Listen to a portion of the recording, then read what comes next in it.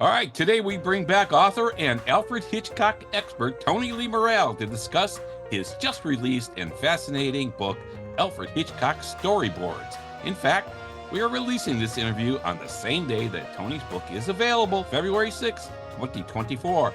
Congratulations, Tony. There are some interesting parts of this book dealing with some of Hitch's spy movies.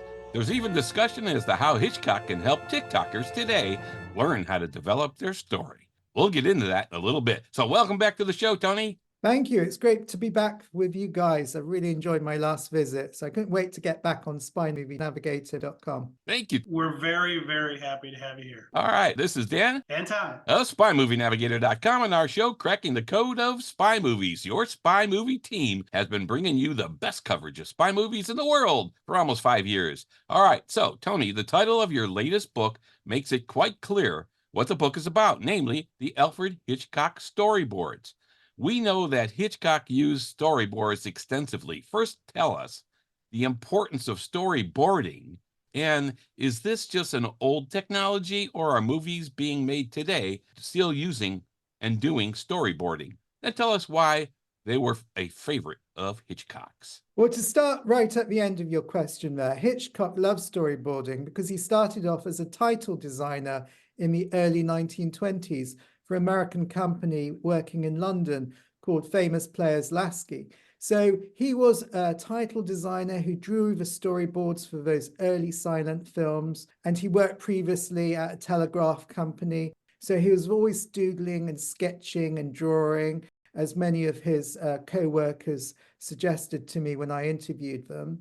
And so when he was thinking about his movies, he'd always think about what's in the frame, what's in the rectangle, he would say. And so he would draw on a piece of paper, especially the important scenes of action or scenes of suspense. And when you look at movies today, they similarly use the same principle. So we're talking about 100 years of cinema technique using storyboards. And storyboards are often used for fast-paced sequences, for action sequences, and they're shared with the production crew, especially the cinematographer, or if you're doing a stunt with the stunt coordinators, because it's a pictorial representation of what's going to end up on the screen. And so it's really an essential form of communication for many members of the movie department. So I'm sure Christopher Nolan uses storyboards, and Martin Scorsese certainly does for key sequences. And so Hitchcock really inspired them and the spy movie genre with his storyboarding. Yeah, I know. I think in one point in your book about when you're talking about the importance of the storyboarding for Hitchcock, that he said something like the filming itself was a necessary evil or something. Yeah, he always said, first put it down on paper. He called about the camera logic. It was very important to draw that rectangle, to be thoroughly prepared. And that's why I was keen to write the book, because today, anyone become a filmmaker or content creation because the technology has changed massively. Everyone can shoot on their iPhone and put a film up on TikTok, within a few seconds. It's incredible. But if you were a Hitchcock, you do it with a bit more preparation. You'd storyboard it out the sequence. You think about the shots and how they juxtapose and the editing. And so I was really keen to write towards that generation of content creators today and what they can learn from his storyboarding, especially from the spy movies, from the 39 Steps to Torn Curtain. Mm-hmm. It's interesting you say the comment about the stunt people and stuff. And we interviewed Rick English, and he talked about the previs work they do. That is where they walk through the scenes and test everything out and make sure that they've got the shots the way they want them and everything. So it's almost like, is that a modern day version of a storyboard, or might they storyboard and then do the previs work? That's right. Previs it's an advanced technology for the storyboarding. It stands for pre-visualization, and I write about it in the book and in my movie making masterclass book. So today's technology uses previs, and whether it's using CGI or animation or live action, the idea of pre-visualization is essential for movie making today. Well, that's great. Thanks for that explanation. That really does help us. Now, Yeah. Another thing that might be helpful to cover up front is there are two titles of people you use in this book. You talk about art director and you talk about production design. And you mentioned some of the people who are involved in that in the Hitchcock movies. But I personally find it a bit confusing the way the two titles almost get mixed up in terms of when you talk to one person, they might say they're an art director, another person may say they're production design, and I'm not sure where they overlap. And you have an explanation in the book from Hitchcock that actually confused me even more. His quote, I had to read that like 4 times before I got what he was saying with it. So can you kind of talk a little bit about the difference between the roles of art director versus production design? Sure. The production designer. So if you think of the Birds, Robert Boyle was a production designer, and he was on there right from the start. He started the same time as the screenwriter Evan Hunter, if not before. And so the production designer, the definition we have, is a person responsible for the visual concept of the film right at the start, even before the script is made, which is quite incredible. This is how important storyboarding and camera logic and visualization was. So Robert Boyle, when he was hired for the Birds, even before Evan Hunter was hired, he went to Bodega Bay on a scout, and he would look at the terrain, and he drew sketches. And so we've got the famous sketches from the Birds, which he drew, which was inspired by Edvard Munch's very famous painting, The Scream. Everyone knows it. And he saw it, the kind of state of madness, the inner wilderness inside someone, the idea of a silent scream. And it's quite perfect because if you see the sketches he did, it's very similar for being on the pier of the Scream, a man and a child on the pier in Bodega Bay, and there's birds overhead. So he came up with a concept for the look of a production design, whereas the art director is a person who manages a creative team, plans the sets, and a knowledge of the architecture. And so that art director comes in. I mean, the two almost overlap. So production designer can evolve into the art director, or they could be two separate people.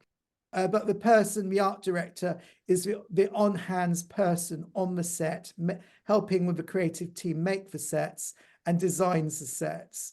And so those are the two differences, if that's clear. Yeah, that does help. Thank you very much. Yeah, I think And I think it's great that you put that in the book too, because it gives us an ability and the opportunity to learn about the art directors that are responsible for the storyboards and everything. It's a really nice touch in the book to learn all of this stuff, in addition to seeing the beautiful storyboards that you're illustrating, you're showing us from Hitchcock. Well, and that's one thing I really like, is you're showing us these storyboards. I mean, you've got a lot of the storyboards and pictures from the development of these movies, and it's just an amazing view and look back into how Hitchcock made these movies. Yeah, it's a fabulous book. I'm really pleased with the art direction and the production design of the book. All the storyboards are either from the BFI for the 39 Steps, but mainly from the Margaret Herrick Library, where the Hitchcock files are held in LA. And we got the permission of the Alfred Hitchcock estate to republish them, which was fantastic. Yes. But yes, I wanted to go through the entire gamut of Hitchcock's films. I couldn't obviously show every storyboard from the 52 films, but they were a selection which shows the various stages in his career, from his early British period, like the 39 Steps, which is my favorite spy movie, Yes. from the black and white, right into the 50th feature, Torn Curtain, which was made in 1965, which was at the opposite end because it was a Cold War spy story. And so it seemed very appropriate to kind of bookend the book with those two films. It was a very good approach. Yeah, I mean, this is a fantastic book for anyone interested in movies, period. I mean, yeah, spy movies, Hitchcock movies, yeah. But anybody interested in movies, this is a background about how one of the masters in the movie business, Hitchcock, did all of this stuff that we see in movies today, that we see in movies back to the 30s, which is fantastic. Absolutely. I'm glad you enjoyed it. I agree. So everyone should get this book. It is a great read and beautiful. I mean, that's the cool thing about this, is you talk about the story and how they made the story, and then being able to see the storyboards, and you look at how they drew it out, and then you look at the movie, and it's like what he drew out, or what the artist drew out, is what we see in the movie. And so, for me, it was the most clear with that. You have a montage in here from Psycho, in the shower scene in Psycho. And that is just amazing to see. And I love the fact that you were able to get all of these storyboards to help you tell the story about how Hitchcock used them to make these movies. Yeah, I mean, I couldn't write the book without the shower scene in Psycho. If you're doing storyboarding, it's Yeah. really the quintessential storyboarding for a montage and action sequence and suspense and very little violence in terms of there isn't actually that much bloodshed because it's all suggestion through the use of montage, as Hitchcock says, because the knife never really touches the body. And he used fake sauce, obviously, for the blood when it's going down the plug hole. But yes, we got permission through Jennifer Bass, who's Saul Bass's daughter, to republish Saul Bass storyboards, which are at the Academy. But they're being studied all around the world by film classes, this very famous sequence, because Hitchcock uses a series of 21 frames from a Psycho shower scene, for example, in one storyboard, and there are probably about 72 shots. And there's even a whole documentary just made on the shower sequence, as you probably know. So that's how important it is in film cinema. Yeah, it's fascinating. It's great that you're able to get that for the book here, because it's, if somebody hasn't seen it, they get your book. It really brings home how that was done, which is really cool. Fantastic. I think that including these storyboards is really great. And you also talk about the artists behind it. So the title of your book is Alfred Hitchcock Storyboards, but you also give a lot of credit to the art directors and the production designers behind the scenes, talking about how they worked with Hitchcock on this. And to me, that's just the cool stuff, because yeah, we've heard Hitchcock like storyboards, but you get the behind the scenes here, which is really cool. That was really important to me because everyone thinks that Hitchcock was the auteur. He certainly was, in terms he made the final decision, but he had a fantastic A-list crew. And I really enjoyed delving into the artists, especially some of the unknown ones or lesser known ones. And it all started in the book with Oscar Verndorf, who was a production designer. He was a German emigre who moved to London from Germany just before the war. And he designed the fantastic sets for the 39 Steps. I was very pleased to include a woman, Dorothea Holt Redmond, who did the famous sketches for Rebecca and Gone with the Wind. And because she was working with Selznick, she was introduced to Hitchcock on Rebecca, and she drew the famous sketches for Mandalay, and then went to work with him on Shadow of a Doubt. And also other production designers and art directors. We've mentioned Robert Boyle, but obviously Henry Bumstead, who did the fantastic sets for Vertigo, among other films, and Mentor Hubner, a storyboard artist who did the famous crop duster sequence, among others, in the North by Northwest. And two of the storyboard artists are still alive, much to my delight. Joseph Musso, who was a storyboard artist, who was only 24 when he was working on Torn Curtain. He gave me a fantastic interview. And Thomas Wright, who was the artist for Family Plot, Hitchcock's last film, as well as doing Topaz in 1969. That's great. It's really nice to get the perspective of the people who actually did the design work. Yeah, I mean, you talk a lot about how Hitchcock worked with cameras too, and all of it is assumed to be, this is all sketched out ahead of time on storyboards, telling the story before the camera even starts to roll. And I know that Hitchcock always said that the camera is the audience, and all of the time it is the audience seeing what's happening. And it's the same kind of thing in the storyboards, right? That's the first telling of the story that's going to be behind the camera lens later. That's right. Hitchcock very much thought about camera logic, and I think that's why he's such a great director. When I interviewed Norman Lloyd, and I say, why are we still talking about Hitchcock? 40 years after his death and 100 years after his first film, he said, many reasons come to mind, but for a director, you have to know your camera logic. You have to know where to place the camera, especially in an action sequence like North by Northwest, or the shower scene in Psycho, or the bird attacks in The Birds. So I think that makes Hitchcock a very inspirational director for many spy movie directors today. Yeah. Okay. We're talking about spy movies. Let's take a look and drill into the 39 Steps, which is one of my favorite spy movies. And as you said, Tony, one of your favorite spy movies as well. I loved how you wrote such a concise yet thorough synopsis of this movie at the beginning of the section in your book. And you packed everything in there and did it so succinctly, which is hard to do. It's great. How long did it take you to write that synopsis? Because you got everything in there and it's not very long. Yeah, it's fantastic. I know, and that was a great thing about the 39 Steps, which I wanted to do it for the TikTokers as well, because it's very inspirational for them, because it's composed of a series of short stories which make up a long movie. And North by Northwest was modeled very much on the 39 Steps. It's like an American version of it.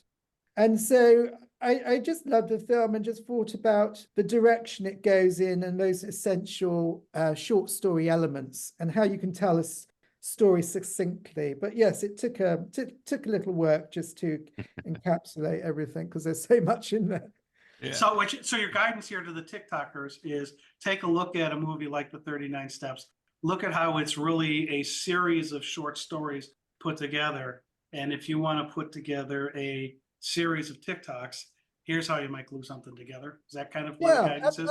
Absolutely. Because Hitchcock said every scene is like a little film onto itself. So, for example, when Robert Donat, who plays Hannay, he goes to the Crofter's farm, and there's that fantastic interplay between the Crofter's wife, played by Dame Peggy Ashcroft, and also the Crofter, who's very jealous of them, played by John Lorre. So it's a very famous scene. And then when he escapes from the police station, he joins the Salvation Army marching band, and then ends up in a oratory platform because he's mistaken for a speaker. So it's that little series of events which is so fantastic and done in such rapid succession. And Hitchcock storyboarded that. So yes, if you want to look at like short story construction, definitely look at the 39 Steps, because it really holds your attention. Yeah. And after this great synopsis, you told the story of how the storyboards were created and have some wonderful examples of the artwork created, showing how Hitchcock executed on his famous line, "I think a film should be made on paper ahead of time," like you mentioned. When I looked at the storyboards for the 39 Steps, you can recall the actual scenes in the movie by looking at each one of these storyboards in your book and how good they are in terms of bringing you right into the scene from the movie. That's fantastic. In this discussion, you talked about the TikTokers, again, like you just mentioned, and the Instagrammers, how they could learn how to put together this full story like this. That, what you just went over for TikTokers, is fantastic, because just saying that it's a series of small stories gives a lot of insight into the movie. And when we relook at the movie, and you're thinking about that, that's a fantastic look at it. And the storyboards just lay that out for you. They tell the story ahead of time before it's even filmed. That part of your book, I loved, the 39 Steps. Yeah, fantastic. I agree. And I was so excited researching the archives of the BFI, because there are what I believe storyboards, about half a dozen, which have never been published before because they weren't catalogued as storyboards. If you go on the internet and you search for the 39 Steps storyboard, there are a series of about half a dozen, which you see again and again. But I think I found an additional 6 to 8 which have never been published, and they're beautiful. And as you say, you can look at them and know instantly where they are in the film because they're so similar. Yes. Oh yeah, I love the two in that series that you've got there that just do it for me are the one you've got of the inn. Yeah. And that shot there is fantastic. Great. And then the assembly hall thing where he has to do his political speech. Yeah. That I just love the picture of that. I don't know why, but it really sets it's the camera from the back and him way up front. And it really just sets it up so nice. And the fact that they did it on paper before they did it on film. Yeah, it's just fascinating. Yeah, it absolutely shows you that how he thought film should be made on paper ahead of time. It was fantastic chapter in the book. Awesome. Yeah, absolutely. And in the book, you talked about Oscar Werndorf again and how he was influential working with Hitchcock. Now they worked together in Germany, didn't they? They may have worked together at the UFA studios or crossed paths, but the German expressionism, because Hitchcock went to UFA in the 1920s and watched F.W. Murnau work on The Last Laugh in 1924. But then Oscar Werndorf moved over in the early 30s and worked with Hitchcock on 2 films, The 39 Steps and then the one immediately after, Sabotage. And sadly, he died very early, towards the end of the 1930s. But the German Expressionism influence was instrumental for Hitchcock. And so that's why he probably worked with Oskar Werndorf. He worked with another German production designer later on, we'll probably talk about, called Hein Heckroth, very famous production designer on Torn Curtain. But it was his influence in Germany, which was very important for the 39 Steps. And what German Expressionism is, it's basically a way of filming and lighting which shows light and shade, distorted images, exaggerated camera angles, kind of expressionistic sets. If you think of, say, M by Fritz Lang. And so it's very evident in that, when you look at the storyboards, especially because of the use of light and shade and the charcoals and the depths and the shadow, light and shade especially. Mm-hmm. And so, yes, it was very important for Hitchcock, that German expressionist technique. I like also the quotes from Hitchcock that talk about how he used close-ups in the storyboards and thus in the movie to show movement in the storyboards. That was enlightening to me. You have chapters on The Shadow of a Doubt, Spellbound, and Vertigo. Again, these are some great movies, and great. You give some great credit to the art directors like Henry Bumstead and so on. These aren't technically spy movies for us. We would not say, okay, let's talk more about those, but they're fantastic treatments in your book. And you see how Hitchcock developed these movies. And once you get Tony's book out there, everybody, you'll see that these chapters are a great read, and especially like your discussions on the forced perspective and filming the bell tower scene in Vertigo, for instance. For those listening, I mean, you got to get Tony's book. You'll love it because it's all about Hitchcock, but it's enlightening and entertaining for all movie lovers as well. So, do you have anything you want to recall there, Tony, for our listeners before we move back to another spy movie from those particular ones? Vertigo, if we talk about the forced perspective, someone who doesn't know what that is, well, Hitchcock designed that very famous zoom dolly shot to show the state of a Jimmy Stewart character when he's chasing Kim Novak up the bell tower. It's very much about conveying feelings through the camera. And so he designed the forced perspective, which is a camera movement of a zoom dolly in and a zoom out, which creates that kind of distorted image. And Steven Spielberg famously replicated it in Jaws when Roy Schneider first sees the shark on the beach. You remember that shot? Mm-hmm. And the camera zooms on his face and the background seems to recede. And so that's a very famous shot which Hitchcock created with Henry Bumstead, and they actually created a miniature of a bell tower and laid it on its side. I talk about it. And at the beginning of the movie, when Jimmy Stewart is hanging from the gutter for his life, there's similarly the Vertigo shot is established when the policeman falls down and he's looking down. So Hitchcock was very much about feelings and generating the camera audience through that. Yeah. All right, so let's move back into the spy movie genre here, because the next chapter is probably my favorite chapter in the book because of the way you talk about the crop duster scene. We'll get to that. Yeah. So obviously I'm talking about North by Northwest. And then I mentioned my other really favorite part of this book is the one on Psycho, but this time we're going to talk about North by Northwest. And what I really love is the sheer number of pictures you have of the storyboards in your book to really hit the point home of how Hitchcock used storyboards. And so if you want to talk a little bit about North by Northwest and whether it's the crop duster scene or any of the other scenes, talk about Robert Boyle's production design here and what storyboard you chose to include and why you did that. Yeah, let me jump in here too, because I love the detail you gave on the Van Damme house and the crop duster scene. So if we could really talk about that, just give us an overview of the storyboards for this exciting movie. Sure. Well, North by Northwest is probably the pinnacle, in my opinion, of Hitchcock movies.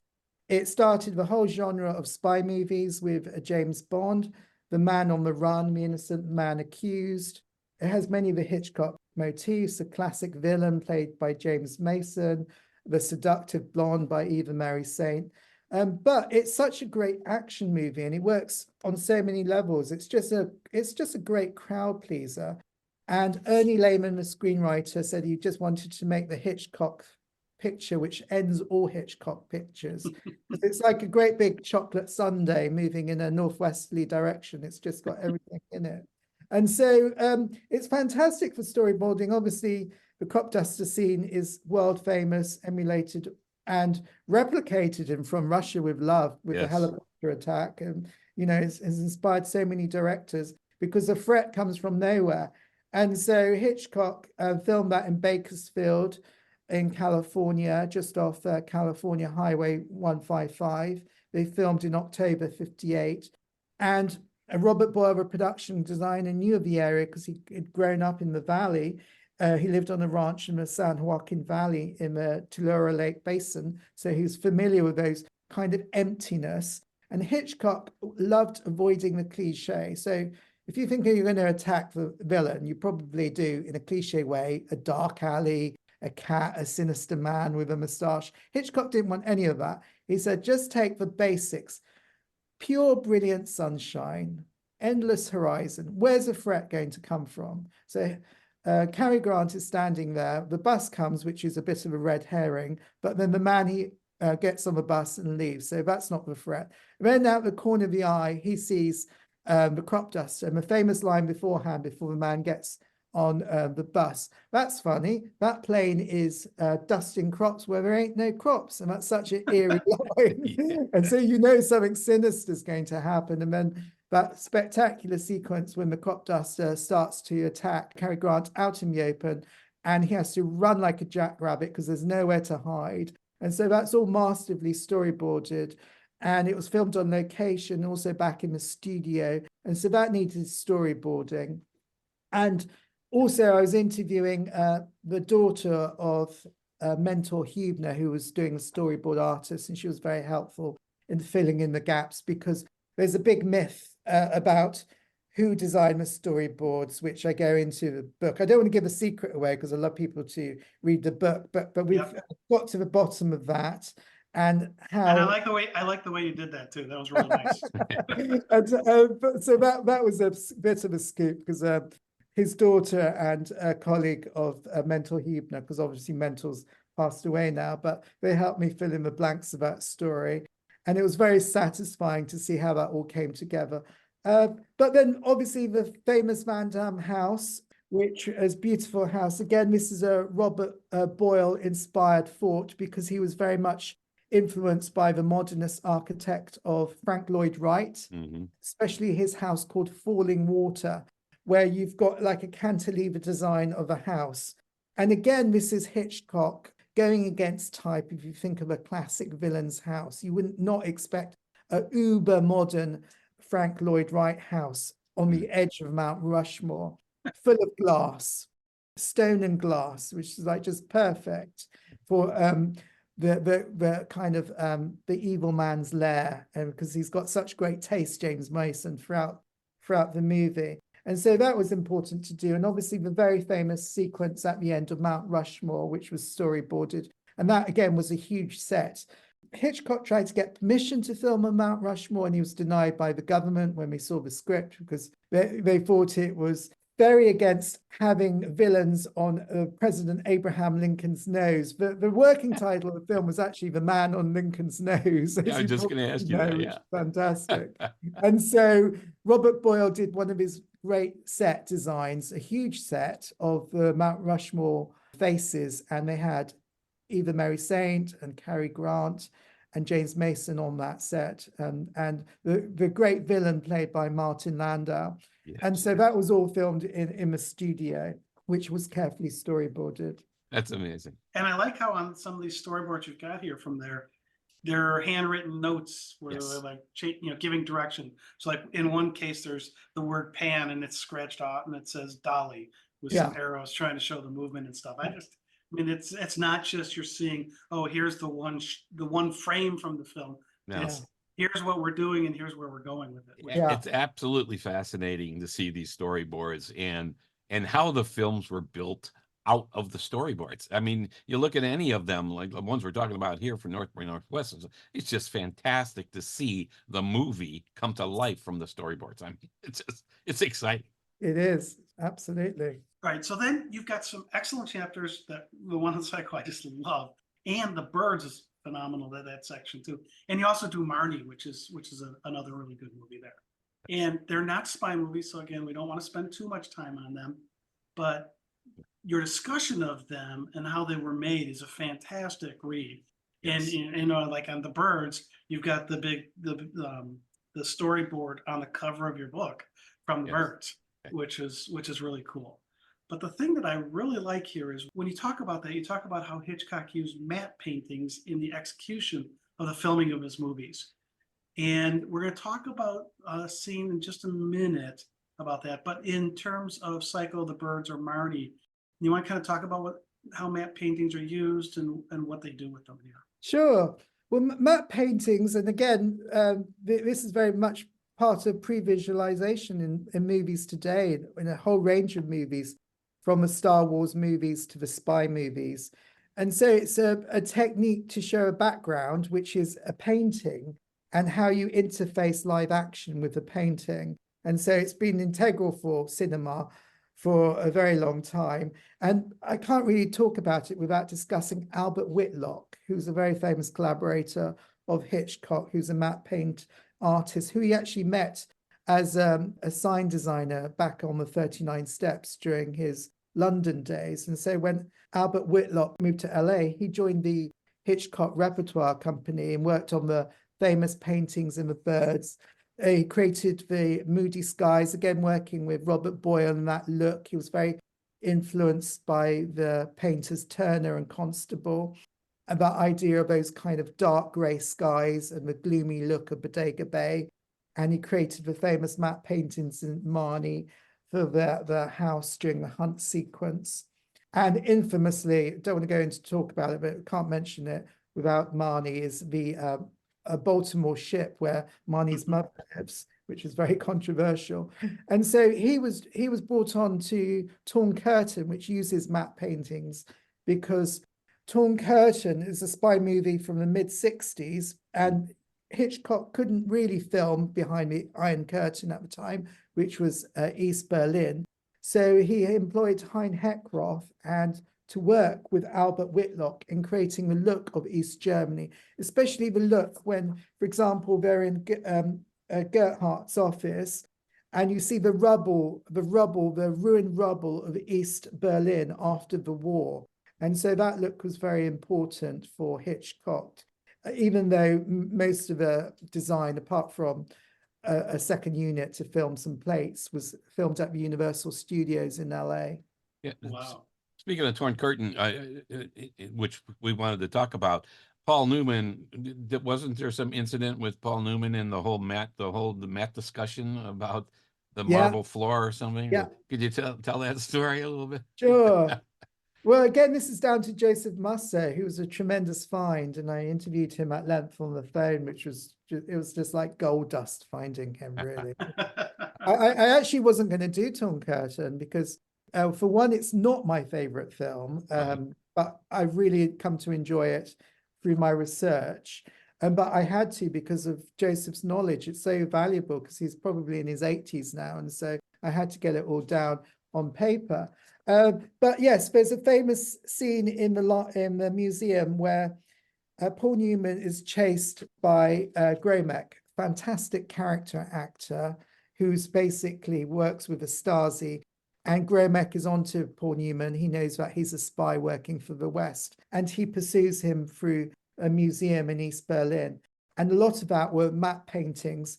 And because it was a matte painting, and I have the storyboards and some of the pictures in the book, Paul Newman had to walk along a line and just do some imagination, even though he had to walk along a red tape. And he said, you know, he was a method actor, and would often complain to Hitchcock and say, "What's my motivation?" And Hitchcock would say, "Your salary." And that would drive Paul Newman crazy because obviously he was a perfectionist method actor in the 1960s. And so that didn't please Paul, but he worked with it. And there was also the other famous incident in the farmhouse where Gromek corners Paul Newman's character and finds out that he's a spy, is about to call the authorities, and the housewife and Paul Newman try and kill him, but they can't shoot him because his Gromek's taxi driver is waiting outside and would hear the shot. So they have to use all the instruments in the farmhouse, a shovel, a knife, and at the end, a gas oven. And this is a superb example of Hitchcock using the tools and location. He always very wanted to use a location to its maximum. So he would really think about the setting. So for example, if you were filming in the kitchen, think about your accoutrements, or if you're filming in a museum or even on Mount Rushmore, you just think about your environment. And so that was all carefully storyboarded, but Newman didn't like that because he didn't want to look like a buffoon. And Hitchcock said to him, "Well, you're not a prize wrestler. You're not going to knock Gromek out with a one punch. You've got to, you struggle, try and get the shovel." And then in the end, him and the housewife drag Gromek's head and gas him. And it's a fantastic overhead shot. But again, it's a superb, it's not to everyone's taste, but it's a superb example of Hitchcock using the tools and the location and showing it's so actually very difficult to kill a human being. That really was a cool scene, and the way you describe it in the book is Yeah. great. I also like when you had the retort from Hitchcock on Newman about when he said, "What's my motivation for running on that paper? Yeah. If you don't stay on the marble paper, you're going to disappear under the Yeah. mat, and nobody's ever going to see you." That Yes. just There's fantastic. movie magic. It's movie magic. It's how the movies are made. It's how to get the actor to do what the director needs out of the actor. And it's just really well done. And the more I think about it, the whole matte paintings and stuff, that'd be replaced with CGI today, right? Yes. Yeah. And Hilton Green, a production designer, said Hitchcock was ahead of his time with the matte paintings, even though they may seem antiquated now. He said Hitchcock would have loved the CGI being used. He was very much at the forefront of his time using cutting edge technology. So he would have loved matte paintings that he tried to use in Torn Curtain and some of his later films like Topaz. So yes, it was very important that keeping up with technology. Well, if you hadn't told us in the book, I didn't realize it. I've only seen Torn Curtain, I think, twice. But if you hadn't told us about that in the book, I would not have realized that he wasn't just in a museum. Yeah. So that was cool. I thought that was an on-location shot. Yeah. Yeah. The book is enlightening in many, many ways. You also talk about the movie Topaz. We just did, Tom and I just recorded an episode, podcast episode on Topaz. It's coming out on Tuesday. We wish you had your book ahead of time when we had recorded it, because we could have had a nice discussion of the storyboards there, especially to lay out Juanita's death. You'll remember she was played by Karen Dora, who also played Helga Brandt in You Only Live Twice. Can you talk us through how they use the storyboards for that scene? Because that was fantastic. Yeah. Well, I had the privilege of interviewing Karen Dora before she died for my masterclass book. That was back in 2012. And I rang her up in Germany, and she was incredibly nice, incredibly sweet. Said how she loved working with Hitchcock. She talked me through the scene, because a very famous scene, because she's wearing this purple flower dress. And the fantastic character actor who's played, it's by John, and he shoots her, and her dress plays out like a flower. Hitchcock wanted it to be very beautiful. And so he had this overhead camera shot, and you see the gun go off, and then she kind of tilts her head back and her purple dress splays out. And Hitchcock had a rope on the end, invisible rope at the end of each dress, Fred. And so they've all pulled it when she collapsed, and it opened up like a flower. So that was a level of detail and kind of storyboarding. And there's a flower motif in Topaz, which you probably saw, because a very famous shot when that fantastic character actor, Philippe Dubois, who's played by Roscoe Lee Brown, he's in Harlem and he bribes Uribe the Cuban official in a flower shop, and he worked Yep. in a Yes. flower shop. So you think of all that kind of flower motifs throughout Topaz, and it's a very color design film. Yellow represents the French, red represents the Cubans. You've got various colors for the French and the Germans and also the Americans. So yeah, I actually love Topaz in terms of its design. People criticize it a lot because of the stilted acting. You know, the main character, the main actor, Frederick Stafford, may not be a typical Hitchcock hero, but it's got a lot to go for it. And I can't wait to listen to your podcast now you've told me. Thank you. Yeah, thank you. Yeah, it was a good movie. It's a good movie. We liked it a lot. Yeah. But the storyboards here in your book again on it are tremendous. Yeah. Again, adding insight into the movie. So when you watch it again after you've seen the storyboards in your book, you appreciate even more the scenes Well, that you and see. and you think about that scene with Juanita that you were talking about there, and the way you just described it. It's like, man, I wish we had had that discussion before we did that episode, because that really ties it together for me. Yeah. The last movie you talk about is Hitch's last movie, The Family Plot. Mhm. And I think that pretty much wraps up the spy movie element and going through the chapters Yeah. you've got in this excellent book. And I would tell you, I found this to be an excellent read. It's a fairly easy Yes. read. And to me, it's like when you first pick it up, you're going to just flip through the pictures, right? You're going to say, oh, what are all these storyboards in here?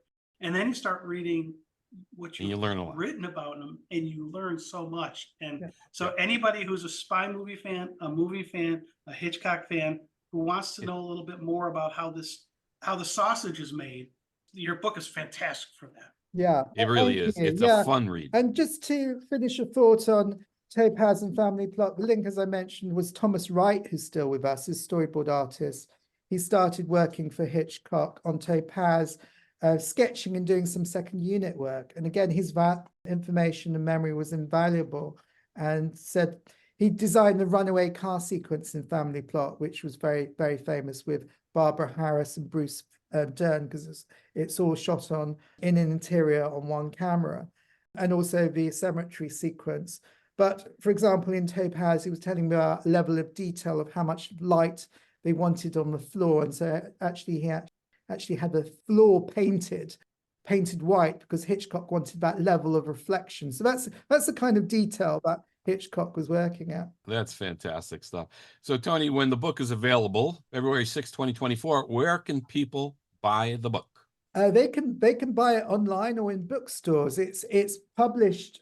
We've got a fantastic publisher, Titan Books in the UK, and their distribution is with Penguin Random House in the US.